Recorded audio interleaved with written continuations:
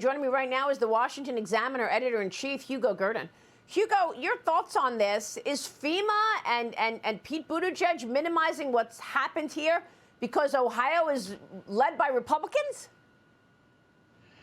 They're certainly making light of it. I mean, their performance has been lamentable in the last, since February the 3rd, which is nearly 2 weeks ago. I think 2 weeks ago today, since the crash took place, since the derailment took place.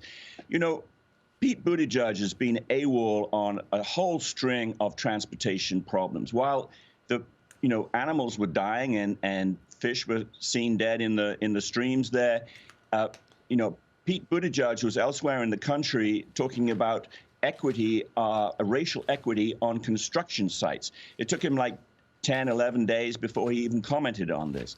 FEMA didn't produce a list of the chemicals on the trains for 9 days. Michael Reagan, the head of the EPA, didn't visit for going on 2 weeks. So clearly they've been making light of it, and they don't want to be associated with this. And when finally Pete Buttigieg did start talking about it, he blamed the Trump administration for some loosening of some regulations, which of course opens up the question, poses the question, well, you've been running this department for the last 2 years. Why, if this was important, why didn't you do something about it? So, yes, the response has been lamentable. And obviously, just as, the Biden and Kamala Harris don't want to go to the southern border, the Pete Buttigieg and the EPA don't want to go to the disaster site in Ohio. It's unbelievable. I mean, there are people talking about what has taken place in Ohio as our Chernobyl. That's what the people in Ohio are calling this. The residents there are saying that they are looking at toxic-laden train debris everywhere. Now, other governors and senators are worried that these chemicals are going to flow into their states like Pennsylvania, like West Virginia.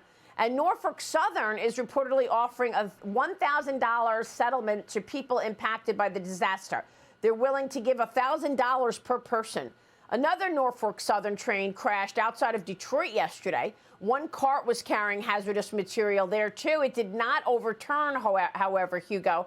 The infrastructure deal included $66 billion in spending for railroads. So I guess now we all want to know, where did that money from the infrastructure package go, since obviously it didn't find its way to fixing whatever issues were around these railroads in Ohio?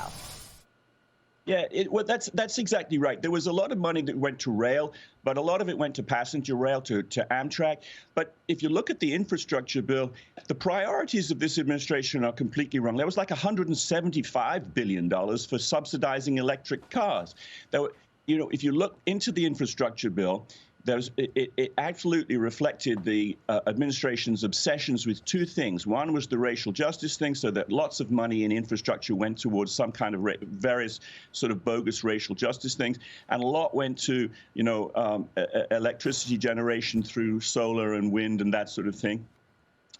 They're perfectly willing to subsidize private businesses because they do that with electric cars. But they haven't done anything, or if they have done anything minimal relating to freight. 28% of the freight of this country travels on rail. And, so this is something which needs to be done. You're right that trains have got a lot longer, up to 3 miles these days, operated by 2 people. And it's an enormously economically important, and it isn't something which the administration is focused on. Yeah, well, this is the reason that so many people say it's safer to put oil in a pipeline as opposed to railways. But of course, the president doesn't want pipelines either, because he wants to push his climate change agenda and put fossil fuels out of business. The president yesterday snapped at a reporter because the reporter asked about his influence peddling and his family's business deals with China. Watch this.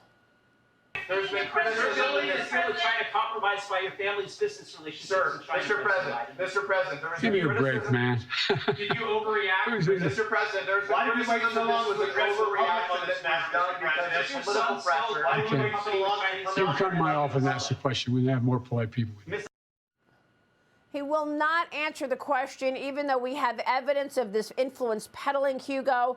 this is getting to be really incredible. Your thoughts on what the president did yesterday and all of this evidence on the Biden laptop, where we know that this family has taken in tens of millions of dollars from officials tied to the Communist Party of China.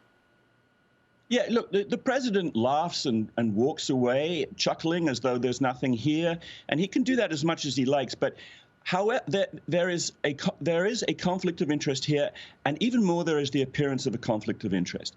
Remember, it's years since Hunter Biden's business partner, Tony Bobulinski, came out on the record and he said that the big guy that is referred to in various conversations by Hunter Biden and others was Joe Biden, and that he had 10% of Sinohawk, which was the joint venture between Hunter Biden and a Chinese energy company controlled by Beijing.